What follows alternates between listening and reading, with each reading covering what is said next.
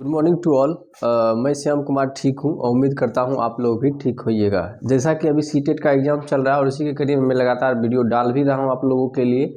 और आज का जो सेशन होने वाला है वो इस टॉपिक पे सेशन होने वाला है कि बच्चे कहाँ पे सबसे ज़्यादा गलती कर दे रहे हैं, जिसके कारण उनका जो है स्कोर पर इफेक्ट पड़ रहा है। ठीक है, तो हम इन चीज़ों पे आज चर्चा करेंगे। ठीक है, उससे पहले यदि आप मेरे चैनल पर नए हैं तो मेरे चैनल को सब्सक्राइब और लाइक कर दीजिए, अपने दोस्तों को शेयर कर दीजिए ताकि उनको भी इसका फ़ायदा मिल सके। ठीक है, आइए हम चलते हैं टॉपिक्स पे।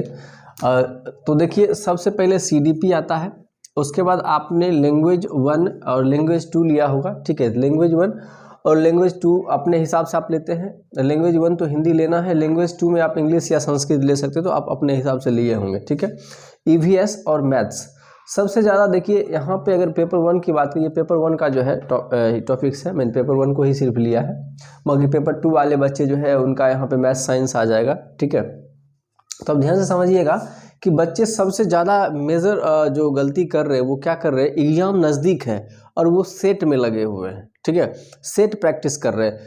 सेट प्रैक्टिस करने का अब समय नहीं रहा। सेट प्रैक्टिस 3 महीना 4 महीना पहले ही किया जाता है। ठीक है, और उस पर एनालिसिस किया जाता है। अब आपका जो है, जो आपने पढ़ा है, ठीक है, उसके रिवीजन का टाइम है, क्योंकि आप बहुत ज़्यादा पढ़ लिए हैं। ठीक है, अगर आप उसको रिवाइज नहीं कीजिएगा तो फिर वो किसी काम का नहीं रहेगा। एग्ज़ाम सेंटर पे जब आप एग्ज़ाम दे रहे होंगे उस समय आपको कन्फ्यूजन क्रिएट करेगा, अरे मैंने इसका इस तरह से आप मतलब आपको लगेगा ये चीज़ पढ़ा हुआ है, लेकिन आप श्योर नहीं हो पाइएगा। इसका एक ही मात्र कारण है कि आप रिविज़न नहीं कर रहे हैं। तो ये उन्हीं सब टॉपिक्स पे हम चर्चा करते हैं। तो देखिए, सीडीपी में 15 मार्क्स का जो आता है पेडागोजी, लैंग्वेज 1 में भी 15 मार्क्स का पेडागोजी आता है, लैंग्वेज 2 में भी 15 मार्क्स का पेडागोजी आता है। कहने का मतलब है सभी में 15 मार्क्स का पेडागोजी आता है। और ये 15 मार्क्स आपके लिए काफ़ी इम्पोर्टेंट रहता है। तो टोटल आप देख लीजिए तो आपके पास 75 मार्क्स तो पेडागोजी से आ जा रहा है।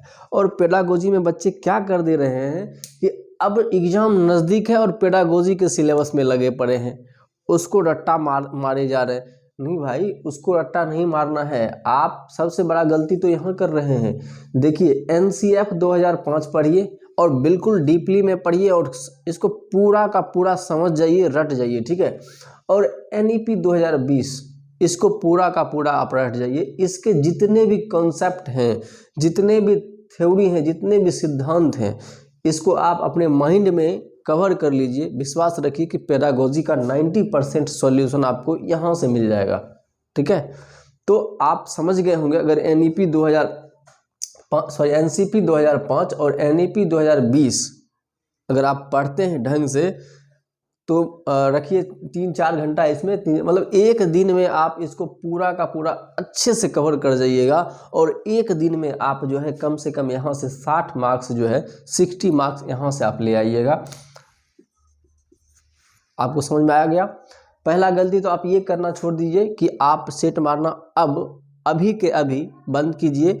और जिनका एग्ज़ाम 1-2 दिन बाद ही है वो क्या कीजिए कि एनसीपी और एनईपी 2020 को बिल्कुल अपने अंदर संभाल लीजिए। इतना अच्छा से पढ़ जाइए कि इसका एक एक पॉइंट, इसका एक एक थ्योरी आपके माइंड में हो जाए। और जैसे ही ये ऐसा हुआ, इसके लिए एक दिन काफ़ी है।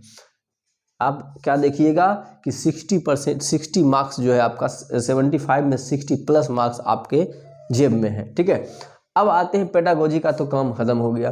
अब हम यहाँ से देखिए कौन से क्वेश्चन जो है आपका मनोवैज्ञानिक जो है, जैसे जीन पियाजे स्विट्जरलैंड के थे, इन्होंने संज्ञानात्मक विकास का सिद्धांत दिया था। याद रखिएगा, जीन पियाजे स्विट्जरलैंड के वैज्ञानिक है, इन्होंने कॉग्निटिव डेवलपमेंट संज्ञानात्मक विकास का सिद्धांत दिया था।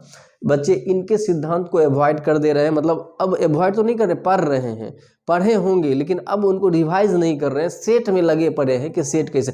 अरे सेट आपने जो भी दिया है वो आपके लिए सफिशिएंट है, आप जो पढ़ लिए हैं उसको रिवाइज कीजिए भाई।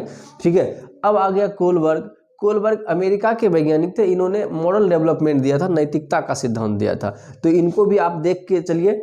वाइगोत्स्की रूस के वैज्ञानिक थे। इन्होंने सामाजिक एवं सांस्कृतिक सोशल डेवलपमेंट एवं कल्चरल डेवलपमेंट का सिद्धांत दिया था। वाइगोत्स्की रूस के थे। और नोम चॉम्स्की अमेरिका के वैज्ञानिक थे। इन्होंने भाषा विकास यानी लैंग्वेज डेवलपमेंट का सिद्धांत दिया था। तो इन चारों वैज्ञानिक के बारे में आपको जो है मनोवैज्ञानिक के बारे में आपको पढ़ के जाना है। इनके थ्योरी क्या है, इन्होंने किस पे सिद्धांत दिया था, वो तो मैंने इस वीडियो में ही बता दिया आपको। बस इससे आप क्या देख रहे हैं कि हर शिफ्ट में 5 से 7 क्वेश्चन देखने को मिल जा रहे हैं। तो इसको अवॉइड नहीं करना भाई। आप पहला तो इसको अवॉइड कर दे रहे हैं, इस गलती को नहीं करना है। दूसरा, आप इन मनोवैज्ञानिक को जो है अब हल्के में ले रहे हैं, इसको रिवाइज नहीं कर रहे हैं, फिर यहाँ से आपका क्वेश्चन छूटता चला जा रहा है, ठीक है। और तीसरा गलती आप ये कर रहे हैं कि पेडागोजी और इसमें जो पढ़े हैं, मतलब उसके कॉन्सेप्ट को जो है रट्टा मार रहे हैं। अब उतना समय नहीं रहा भाई, ठीक है। अब आप देखिए, हार्ड वर्क एक समय हुआ करता था जब टीचर लोग या और भी बोला करते थे हार्ड वर्क करो, नहीं। अब जो समय है वो hard work plus smart work.